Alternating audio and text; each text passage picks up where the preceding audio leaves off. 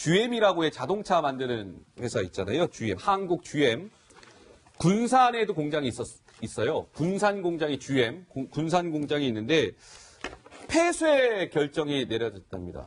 GM의 군산 공장 폐쇄 결정이 이게 저희가 경제 뉴스를 전하려는 게 아니고요. 이게 지금 정치권에서도 나름 아주 미묘한 파장을 일으키고 있기 때문에 이 뉴스를 잠깐 좀 짚겠습니다.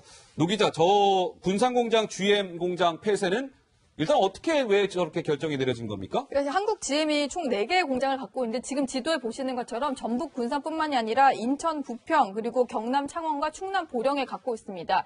지금 이 얘기가 왜 중요하냐면요. 지방선거를 앞두고 어떤 이제 중요한 회사, 자동차 생산 회사의 공장이 문을 닫는다는 것은 그 지역의 일자리, 그 지역 경제가 무너질 수 있는 문제입니다. 그래서 지금 정치권에서도 상당히 이 부분에 좀 신경을 쓰고 있는 그런 상황이거든요. 그런데 어쨌든 이게 중단을 하느냐 마느냐 약간 그런 검토를 거친 끝에 GM이 이렇게 일방적으로 발표를 했는데요. 어쨌든 5월 말까지 군산 공장의 차량 생산을 마무리를 하고 공장까지 문을 닫겠다 이렇게 밝혀서 일단은 그 지역구 의원뿐만 아니라 여러 가지 정치권에서 그 추이를 좀 촉각을 곤두세우고 있는 그런 상황입니다. 네, GM 이제 군산 공장이 저렇게 폐쇄 결정이 내려지면 이게 결국에는 시청자 여러분 일자리 문제랑 바로 직결되는 문제 아니겠습니까? 이게 보니까 군산 지역 경제에 전 작가님 미치는 영향이 지금 군산 공장에 근무하고 있는 GM 노동자 수가 한 약 2천여 명 되고요. 1, 2차 협력업체 직원들이 1,700명. 만약에 더하면 한 12,700명 정도가 지금 대량 실직 상태에 놓이게 될 위기에 놓인 거 아니겠습니까? 그렇죠. 예. 그리고 이 상관된 분들의 그 가족까지 얘기를 하게 되면 거의 10만 명의 상당한 그 문제를 일으킨다 이렇게 볼 수 있는데요. 예. 그러나 저는 저 문제를 우리가 국민의 세금을 들이는 정치적인 해결을 해서는 안 된다고 봅니다.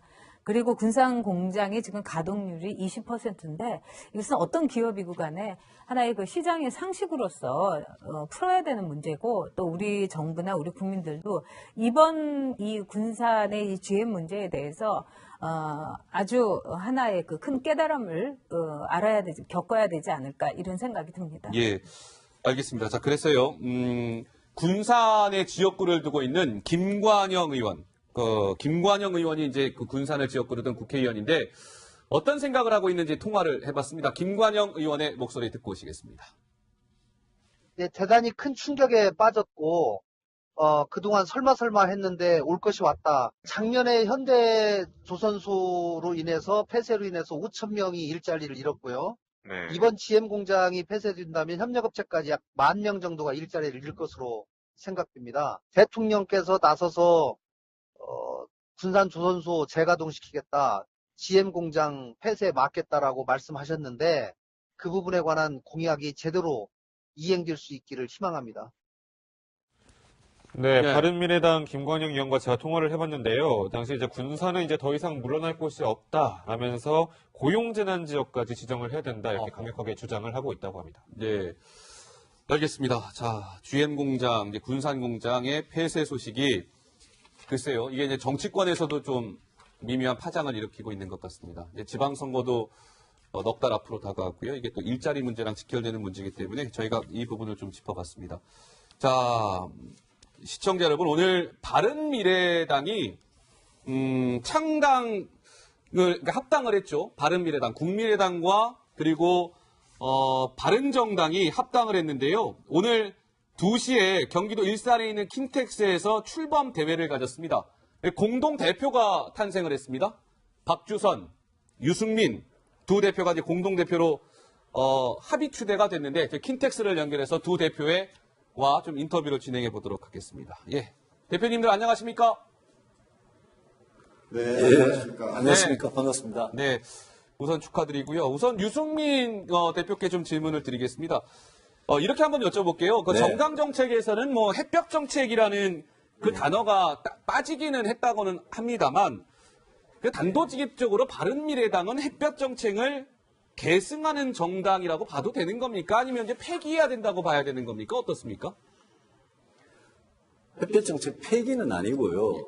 계승이라기보다는 저희 정당 정책에 존중한다고 되어 있습니다. 과거에 박정희, 노태우 정부 때 7.4 공동성명이나 남북기본합의서, 또 김대중, 노무현 정부 때 6.15 공동선언이나 14 정상선언, 요 네 개가 보수 정부, 이제 진보 정부 다 있었거든요. 근데 이 보수 정권이든 진보 정권이든 북한의 핵과 미사일을 막는 데는 다 실패했습니다. 예. 그래서 과거의 정권에 대해서 정책에 대해서 반성은 하되 저희들이 뭐 가장 주력하는 거는 지금 현재부터 오늘부터 북한의 핵미사일을 무슨 방법으로 해결할 거냐 이거고 거기에 이제 제재와 압박이나 제재와 압박 이후에 이 협상 테이블로 나오게 하고 예. 한미 동맹을 강화하는 거기에 뭐 집중을 하고 있습니다. 알겠습니다. 예. 저는 박주선 대표께 좀 질문을 드리겠습니다. 아무래도 이제 비핵화 이런 문제에 있어서는 보수 성향을 가진 당들이 조금 목소리를 내다 보니까 비핵화를 전제로 해야 남북 정상회담을 할 수 있다. 이런 이제 그동안의 어떤 바른정당이나 한국당 의견에 박주선 대표 역시 동의를 하시는지 좀 궁금한데요. 말씀 좀 해주시죠. 예, 그렇습니다. 이 시점에서 현실적으로 비핵화를 위한 남북 대화 외에는 다른 방법이 없다.